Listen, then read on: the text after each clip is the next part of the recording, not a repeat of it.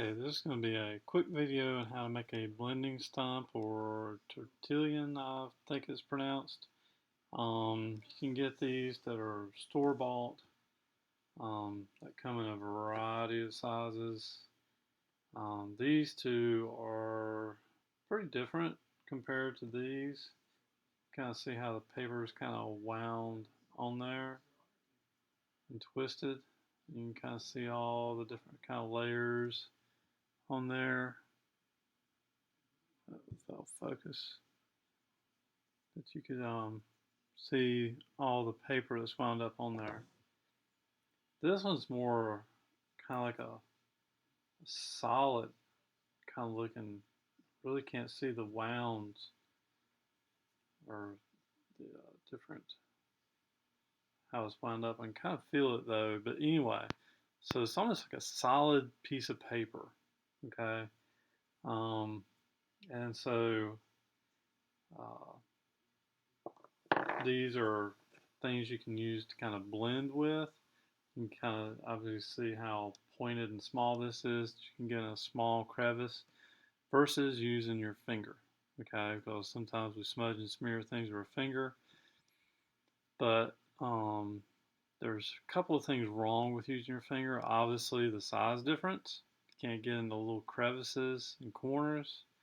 But also, there are oils that can come off your skin that will get embedded in the graphite onto your paper, and so you'll sometimes have these smears or fingerprints that are there from where your the oil transfers over from your finger to the graphite to the paper, and like kind of creates like a glue almost, kind of like paint. So it like sticks that graphite into the paper, so you have this like this fingerprint that just won't go away. Now once your finger gets all coated in graphite, then that's not a problem. But it's just there's issues, in terms of with first of all the size. Obviously you can't get into little crevices and details, but also with the oils and then getting a mess on your finger and you getting everywhere. So these are just something that's used often and frequently. The only thing is getting access to something like this. So what I'm about to show is how you can make one. Okay, well, just basically a paper towel. Okay, so this is one that I made. Obviously, it's not as good a quality. It's a little flexible. It's not as solid. It probably won't last as long as some of the others. Because with these, even when they get dirty, you can actually take sandpaper, is what I often use, and just sand it down. In the classroom, I'll take sandpaper and just kind of get to a new point and a new clean surface. Because sometimes we use these with like oil pastels and they get color all over it and everything. And then you can just clean it off, just kind of rub it off with like sandpaper. You get a whole new kind of paper surface which to work with. This, on the hand, wouldn't hold up to like sandpaper or wearing down like that. This thing's probably just going to be like uh, maybe a few uses out of it and then just discard it and make it another one. Okay, unless you get really good at them and can make them really dense, but I haven't yet. Okay, that you could reuse it over and over. Okay, so anyway, so what you're going to need for this is something like a paper towel. Like a regular paper towel will be so. Well, I'm thinking it'll work. This is kind of like that kind of real thin kind of paper towel. Um, and so I'm going to use this material. Okay, you just use whatever paper. You could even use, probably even better, a piece of paper, because a piece of paper would be much more kind of rigid than this, even though that would make it kind of hard to do. Actually, I may even try that after I do this. But anyway, so let's do this one first, and then I may try a piece of paper. Okay. So I'm just going to fold this over, and you can explore and try whatever way you want to do this. I by no means have watched a video, or I think there's videos even out there on how to do this, but I'm just going to show you real quick what I think would be a good way to make this. Okay, so alright, so I'm going to start out with this because it really needs to kind of wind up so that, you know, it gets kind of thinner and pointier and kind of through here and then wider as it comes out this way. And that's how I ended up with this, right? So let's give this a shot. So I really need to keep it really tight down here near the point, okay? So I really need to keep that tight and kind of let this get kind of looser and bigger as I go out. And this is what gets this so hard, is to kind of keep this so wound tight.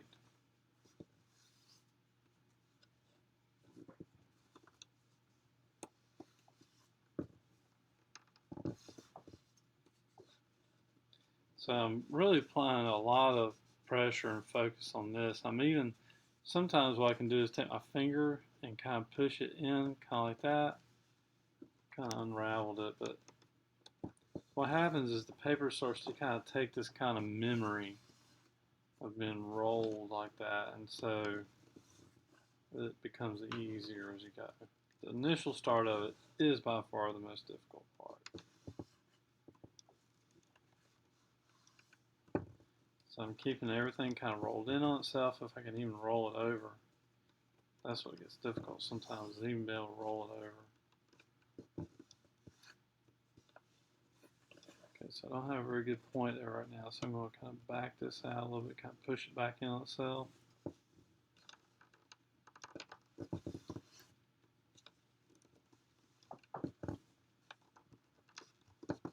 I'm trying to roll it over just kind of gradually as I go. And then push it back in on itself.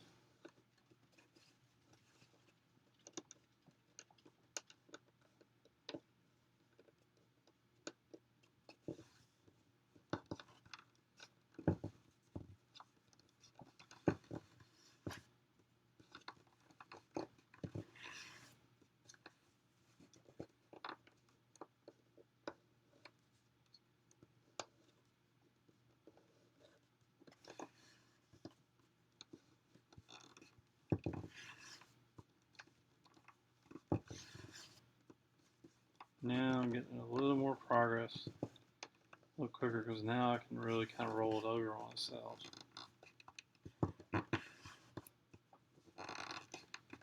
Remember, keep applying a good amount of pressure.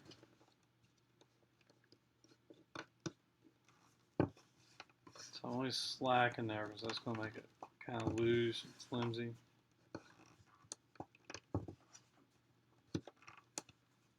Alright, so at this point, I can actually kind of pick this up.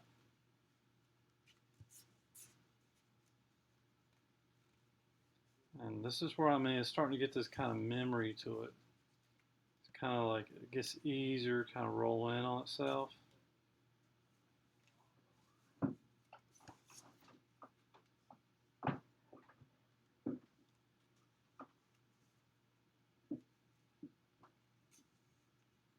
So at this point, I'm just going to try to roll that up.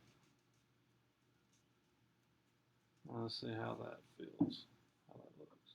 I think I did a little better that time compared to my first try. I got a little tighter. So I just did this one before I shot the video, so I had a little practice. It's been a while since I made one. So I think the second one ended up a little bit better. Seems to be a little bit more rigid versus the other one. So this is where the tape comes in.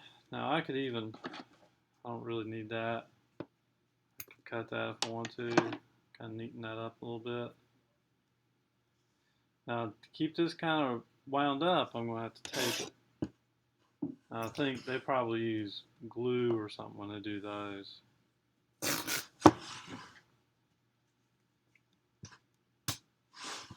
Alright.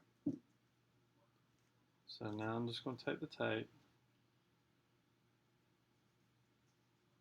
wind it up around it, like so.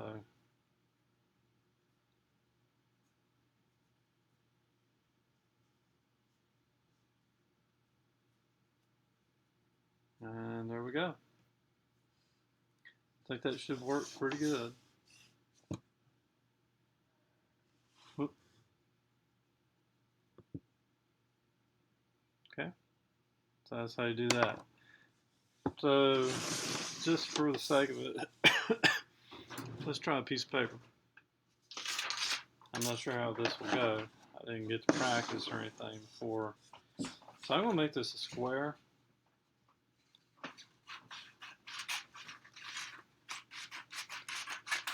Kind of fold in itself like I did the other one. I don't know if that'll work. We'll see. Didn't make a very good square. But that's okay.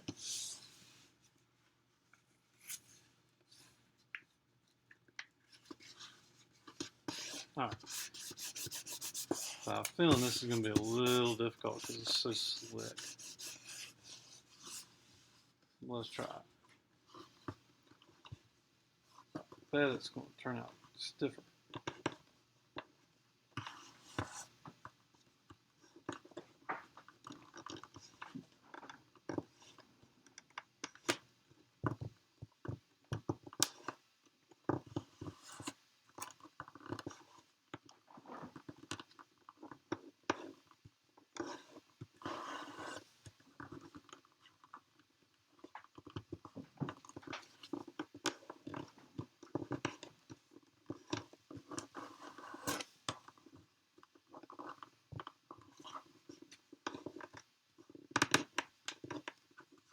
That's a good point.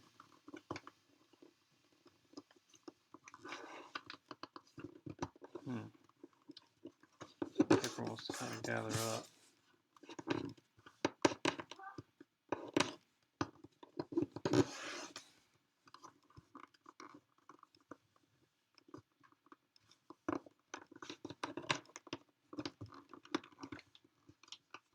So I'm pressing down pretty hard on this.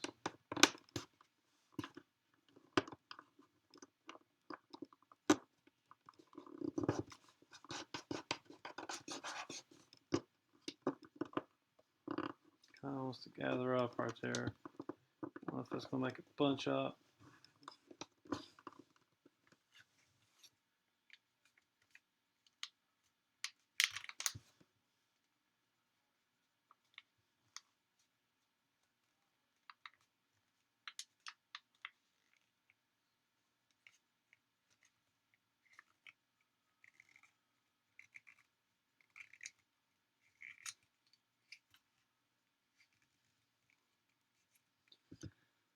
Phew, it's kind of hard on the hands. Okay, so again, I can trim this up a little bit. It's a really thick piece of paper at this point.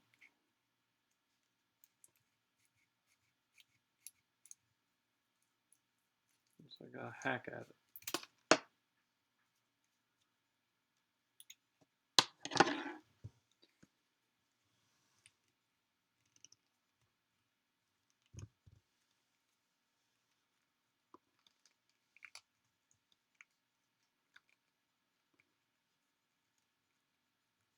All right. Whew. Hands are hurt. I'm tired. All right. So let's twist this up on here. Keep it all gathered together.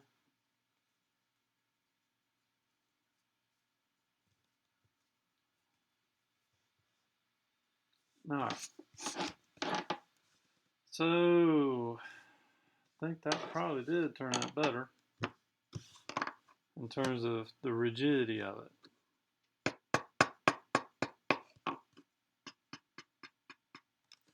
So this will probably still work, but you can see how it's kind of flimsy. Probably wear down pretty quick. Whereas this one's much more kind of rigid. Will last a lot longer, hold up a lot better. So I don't know. We'll see. I'll test them and see how they turn out. Okay? And that's how you do that. Hopefully, if anything, we should get the same results for the most part as using something like this. Okay? Now you're going to see it's going to get dirty like that. But I'm going to shoot a video in terms of how to use one of these. Okay? All right.